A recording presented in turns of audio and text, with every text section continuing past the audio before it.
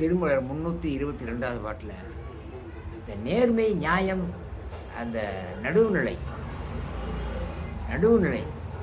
நீதிபதி உதாரணமாக நீதிக்கு வந்து இந்த 2 தராசு இருக்கிறவங்க காமிப்பாங்க, 2 சமம்பரம் கண்ணம்மா கட்டியிருப்பாங்க நீதி தேவதைக்கு. என்ன சொல்கிறாருன்னா ஒரு நடுவுநிலை இருப்பவர்கள் ஞானிகளாக இருப்பார்கள்.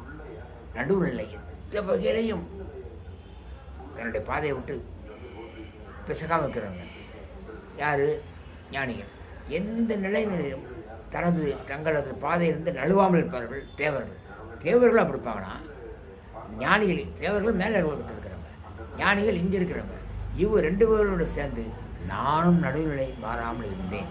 நடுவுநிலை மாறாமல் இருப்பவர்கள் சிவத்தின் சொரூபம். இந்த ஏற்கனவே 321வது பாட்டை சொல்கிறார். சிவஸ்வரூபமாக இருப்பவங்க யாருன்னா பிரம்மா பெருமாள். அவங்களோட சேர்ந்து அவங்கள தேவர்களும் அப்படி தான் இருப்பாங்க. தேவர்களோடு சேர்ந்து நானும் அப்படி இருக்கேன்னு திருமணம் சொல்கிறாரு. திருமணம் சொல்கிறதுன்னு பார்த்தா அவரை சிவஸ்வரூபமாக இருக்கிறார். ஒவ்வொரு பாட்டாக வருஷத்துக்கு ஒரு பாட்டாக 3000 பாட்டு இருந்தாருன்னு. அப்போ சிவஸ்வரூபம் இல்லையா? சப்ஸ்கிரைப் பண்ணி லைக் பண்ணி சேர்ந்து